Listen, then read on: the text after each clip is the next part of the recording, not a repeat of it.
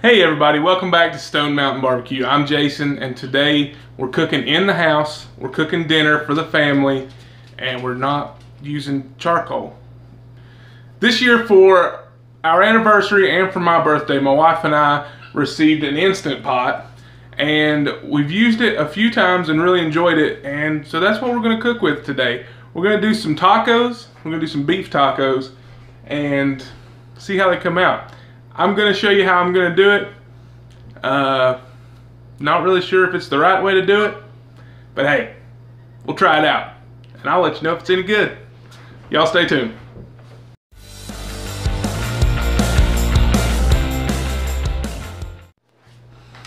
Alright guys, so the ingredients for this are super simple. There's not a lot to it, and it's supposed to be super quick.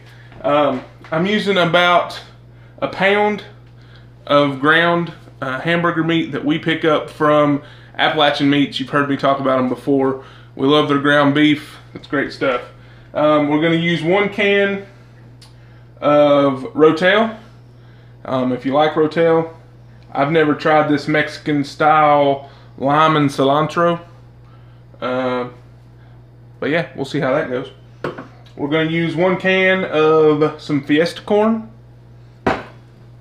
And then we're going to use 1 can of black beans. That's it. That's the only thing that's going into this, aside from a little bit of olive oil. Alright, let's get down here and look at the old Instant Pot. Alright guys, the first thing that we're going to do is we're going to go ahead and turn this thing to saute. And we're going to take the time down. Not that it really matters, but we're going to go about 10 minutes on it. And then we're going to take this, we're going to just do a spray non-stick extra virgin olive oil. We're just going to coat the inside here. We're going to let that come up to temperature, and then we're going to throw this beef in here, and we're going to see how it goes. This is the test lab at Stone Mountain Barbecue. Oh, and you're going to need one of these things. It's called a tater masher, but we use it to mash beef and chicken and stuff like that. Yeah.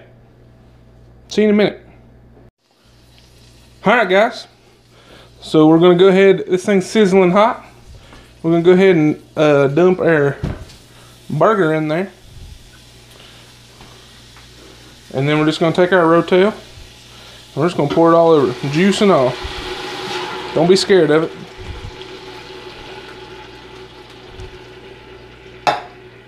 We're going to let that go for just a second, and then we're going to take our masher here. We're going to mash it up.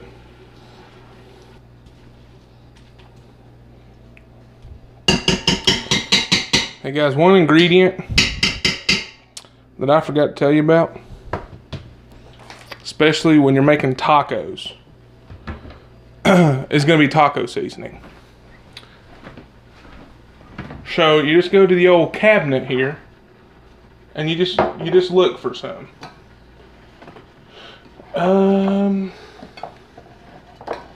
Taco. Oh, well, we got some Old El Paso taco seasoning. What else we got? What else we got?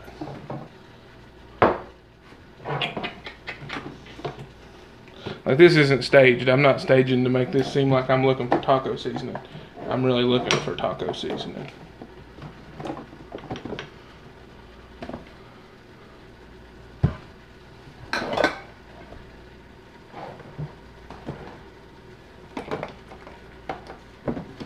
Oh, here's probably the one we'll use. Got some Jacobson Salt Company taco seasoning. That's pretty good stuff. We got some fajita seasoning from them too. That's pretty good. But I think I'm just going to use this. We don't have a whole lot left. We're going to put about that much in it. Be sure to use a precise measurement and make sure that's all you put in there.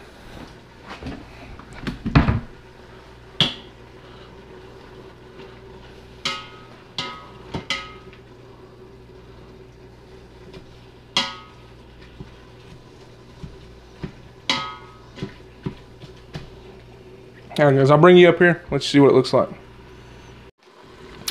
So here we go, inside the pot. And we're just gonna mash this around. We're just trying to brown up our meat a little bit.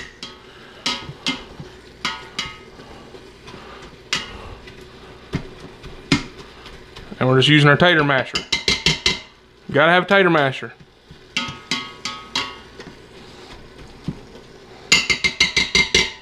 Now, some of you may get impatient at this moment in time and want to go ahead and put your corn and your black beans. We're not going to do that. We're going to use this steam pressure and we're going to pressurize this. So we're going to cancel it, turn it off. We've got a good little brown on there.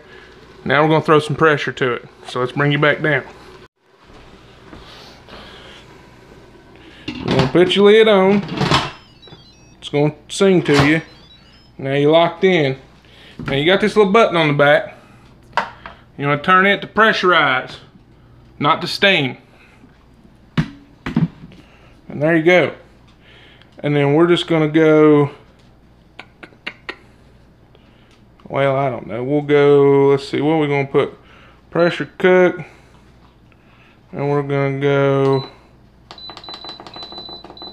we're not going to go very long on here. Some of them have like a manual setting and all this stuff. I really don't know. What's that say? Let's do meats and stews. And we're gonna go about 10 minutes. We're gonna go 10 minutes and then gonna turn the keep warm off. And then we're gonna do high pressure. And I guess I'll just leave it in the middle for normal. Some people like to move it over to more. I don't really know what that does. But here in a second that should beep. There we go. Now 10 minutes doesn't include the time that it takes to build the pressure. So don't think in 10 minutes you're gonna be eating tacos. Be patient. It's fast, but it ain't that fast. We'll see y'all back in just a little bit. Alright guys, so the timer is counting down. And I just wanted to show you, if you've never used one of these things before and are totally new to it like I am, this means you're cooking with steam. Or pressure, I guess. That means pressure's built up and it's holding. Okay, now if you were to mess with that, it's gonna spew hot steam everywhere. So don't do that. Alright?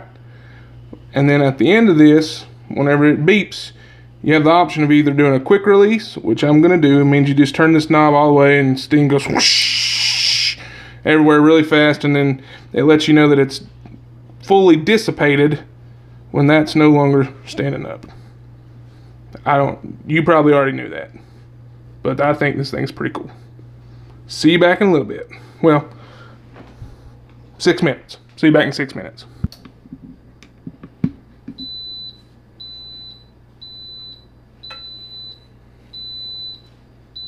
All right, it's singing to me again. So that's 10 minutes under pressure after we use the saute feature. Now here's where you got options, folks. You can either let this sit and it'll slowly release the pressure on its own. Well, unfortunately, ain't nobody got time for that. So we're just gonna let the pressure roll.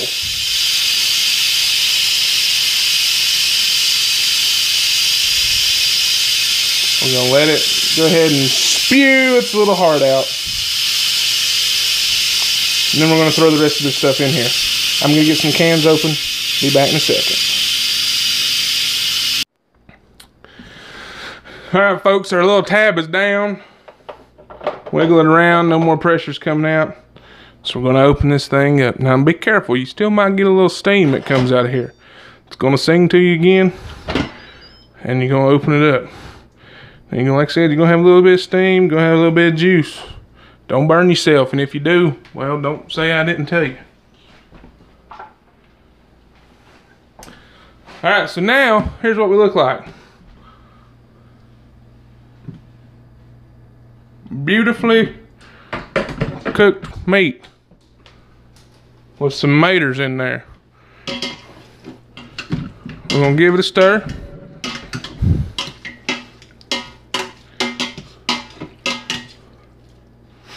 And now we're gonna turn the saute back on.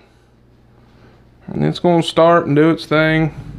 And all we're gonna do here is we're gonna try to cook some of this liquid off. Don't worry, your meat's still gonna be tender and juicy. And while we're doing that, we're gonna go ahead and add our corn and our black beans. Now at this point, you can still use your tater masher if you want to, but I'm gonna use a spoon.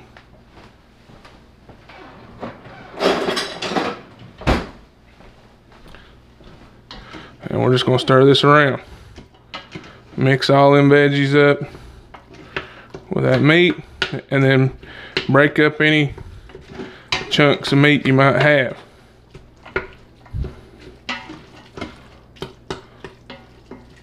We're gonna go ahead and let it saute up just for a minute. Might add a little bit more taco seasoning, depending on what it tastes like. Once we do that and we're getting ready to eat one, I'll bring y'all back for a taste test. See y'all in a minute. All right, guys, there you go. 3 little Instant Pot tacos hanging out. We have just put on here some shredded lettuce, some regular mild cheddar, and a little bit of that buffalo style ranch that I used back on the quesadilla burger. I thought that stuff was really good. Taco holders, they were a gift too. I got some really good family. But anyway, dog's whining over here. Let's get this taste test done. All right. Let's see if I can do this without making a mess. Here we go.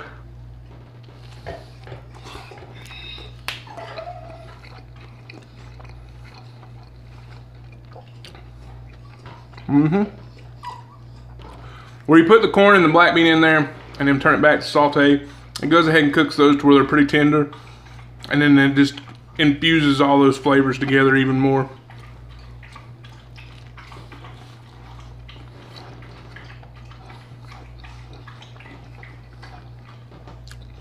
The corn tortillas, I throw them in the microwave with a wet paper towel on top of them for about 30 seconds. Makes them really nice, pliable, they don't break apart.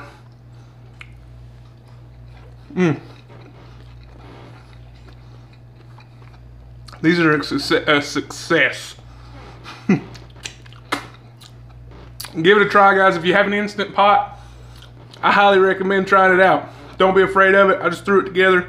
You really can't mess up Instant Pot recipes, or at least I haven't yet. I'm sure I will one day. If you enjoy this video, guys, give it a thumbs up. If you haven't subscribed already, Trav's asking you to subscribe. And as always, guys, I appreciate you for sticking around with me and watching me act goofy and all that fun stuff on here. All the support, up over 1,600 subscribers now, I believe. Can't thank you enough.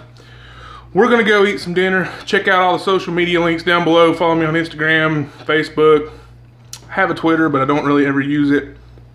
I think my website, I don't really ever update it either, so just follow me. Check me out, watch all the other videos. Who knows what we're cooking next?